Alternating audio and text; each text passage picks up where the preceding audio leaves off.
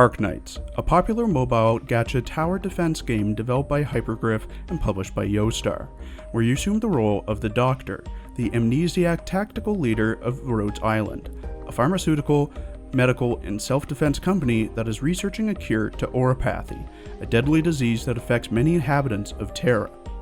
To explain what Oripathy is, Oripathy usually starts within a few days after initial contact with Originium particles from raw, unprocessed sources, such as Originium shards and Originium gases.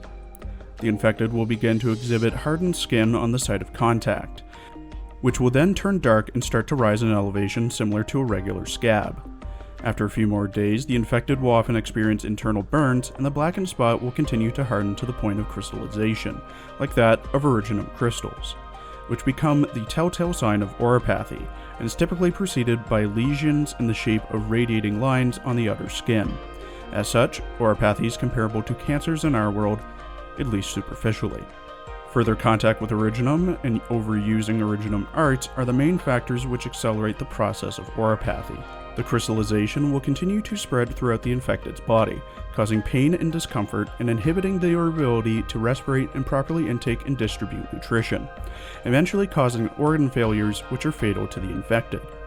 Upon the infected's death, the body will eventually start to disintegrate in a similar way to spontaneous combustion, as the crystals on their body start to glow, leaving behind a dust of Originium particles that could cause secondary Oripathy infections if the infected's body is not isolated properly. In some cases, the Originium crystals inside the infected can be destabilized upon death, causing an explosive chain reaction which turns the infected into a living bomb. It is commonly believed that Oripathy is infectious and can spread through physical contact with the infected, although recent studies suggest that person-to-person Oripathy transmission is unlikely. A common misconception is that Oripathy also improves the infected's affinity towards Originium arts. Although this is generally not the case, even most infected individuals are incapable of using arts, and Oripathy has no effect on one's arts potential. Some infected even have their arts potential weakened instead of strengthened.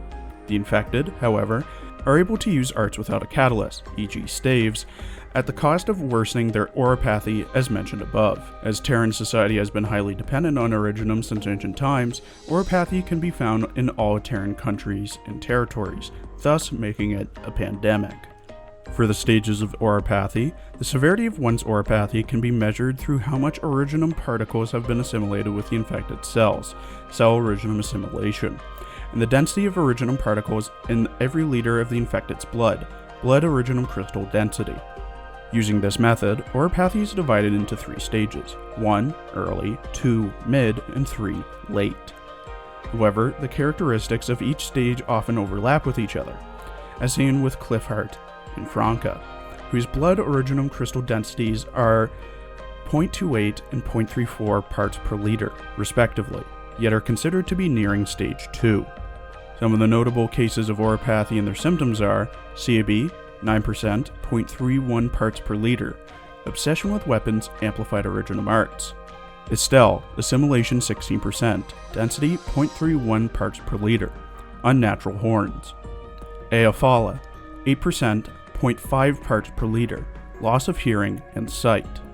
Ifrit, 19% assimilation, 0.27 parts per liter, chronic nervous pain, dissociative identity disorder, suspected.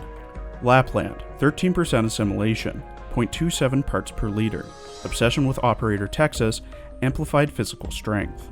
Manticore, 12% assimilation, 0.32 parts per liter, active camouflage. Nightingale, 9% assimilation, 0.33 parts per liter, amnesia, partially. Nightmare, 16% assimilation, 0.31 parts per liter, dissociative identity disorder, suspected. Phantom, 14%, 0.35 parts per liter, unnatural vocals capable of causing brain damage. Provenance, 18% assimilation, 0.3 parts per liter, unnatural tail. Telopsis, 8% assimilation, 0.43 parts per liter, schizophrenia and/or psychosis, narcolepsy. Scavenger, 12%, 0.29 parts per liter, personality disorder. Shamare, 9%, 0.23 parts per liter, amplified Originium arts, Schizophrenia suspected. Silence, 6% assimilation, 0.24 parts per liter. Narcolepsy. Spectre, 14% assimilation, 0.31 parts per liter. Amnesia, mental disorder, psychosis.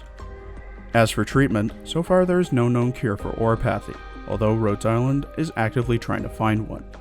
This, however, seems an unlikely prospect, as the original particles are assimilated into the infected cells and blood, thus making the particles impossible to filter out from the healthy, clean cells in blood without killing the infected. Rhodes Island at least has developed certain treatments that can slow or impede the progress of only active Oripathy infection. The damaged parts of the infected's body can also be treated with conventional methods, such as removing the original crystals from the body.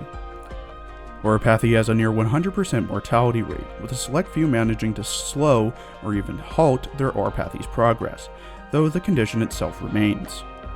As for the social effects of Oripathy, the infected are ostracized and persecuted by much of Terran society because they pose a health risk to non-infected. The risk itself has been highly exaggerated in many areas thanks to various misinformation spread about Oripathy, mostly due to political motivations.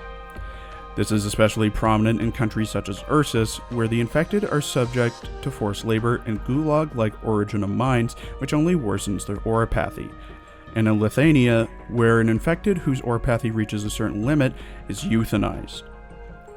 As a result, a seemingly endless cycle of hatred between the infected and the non-infected has dominated Terra for centuries and continues to this day.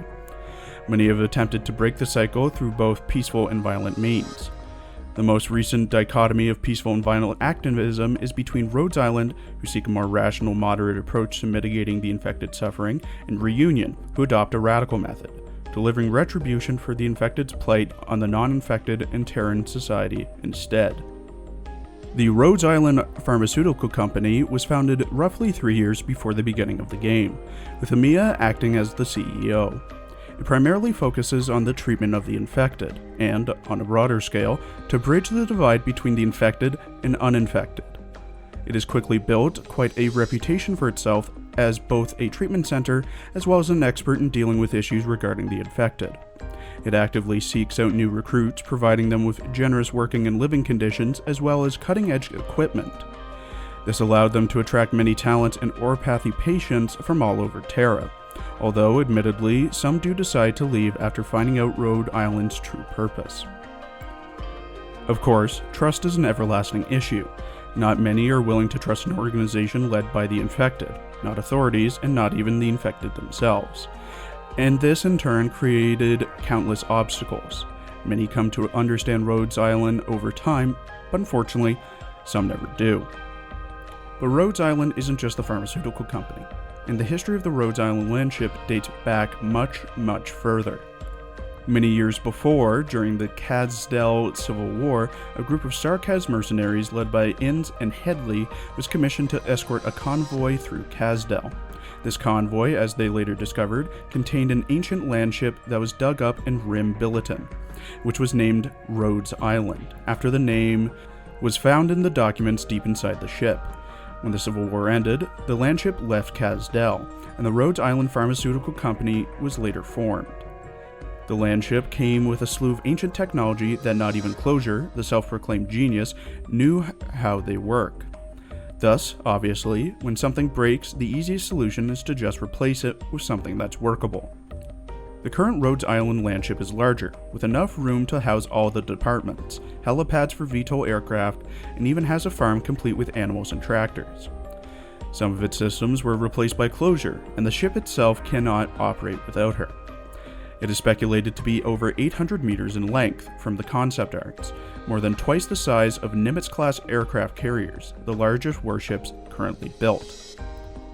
Rhodes Island motto, "May I enjoy life and practice my art, respected by all men and in all times," comes from the last line of the Hippocratic Oath. If I do not violate this oath, may I enjoy life and art, respected while I live and remembered with affection thereafter. May I always act so as to preserve the finest traditions of my calling, and may I long experience the joy of healing those who seek my help. Many of Rhodes Island's senior staff are the remnants of its predecessor, Babel, with most of them having a deep reverence towards the Doctor for his contributions during the Kazdel Civil War. On the other hand, there are new faces after the pharmaceutical company was created, who made their way up the chain of command. Some came to Rhodes Island for treatment, research, or a variety of other reasons, and ended up becoming a part of it. That being said, those who choose to become a combat operator only comprise a small portion out of everyone who joins Rhode Island, with civilians mostly ending up in logistics. Combat positions are based on a volunteer basis, and operators who come from a civilian background are allowed to return to logistics duty without consequences within a year. As a company known for its medicine and treatment, it should come to no surprise that Rhodes Island does medicine and treatment. Many infected have come to Rhodes Island seeking the help that they wouldn't otherwise receive. These include those who have status and wealth, such as Moose and Melantha, and those who come from the bottom rung of a societal ladder, like Rope and Hayes. As long as they're willing to contribute and are willing to accept Rhodes Island environment and cause, they are treated just like any other patient, no matter their background. To date, Rhodes Island has accepted blacksmiths, assassins, child soldiers, high school girls, geologists, criminals, and even ex-reunion members.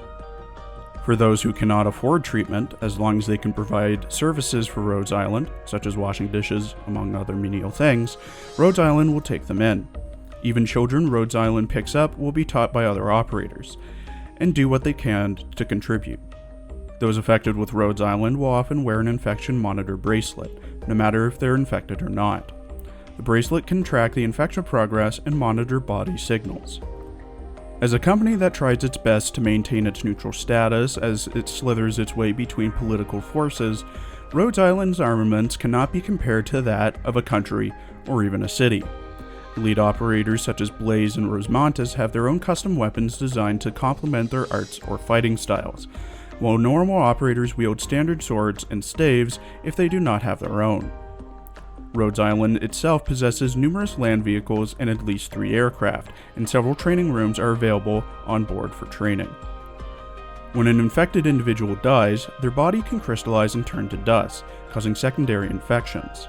Rhodes Island is equipped with a biological processing room containing several incinerator chambers to dispose of the corpses. All of Rhodes Island's infected personnel will eventually end up in this place. PRTS, which stands for Print of Rhodes Island Terminal Service, was the AI that connected the Doctor's nervous system to Rhodes Island during the tutorial. It acts as an assistant around the Landship, and sometimes makes unfunny jokes that are uncalled for. When Rhodes Island is docked, the onboard operators can freely move around the local area, provided they do not harm Rhodes Island's interests. Rhodes Island also has its own supply channels with outposts in various locations, and operators will be sent out occasionally to resupply the Landship. One place these supplies end up is the kitchen, staffed by logistic operators and sometimes Matterhorn and Gummy.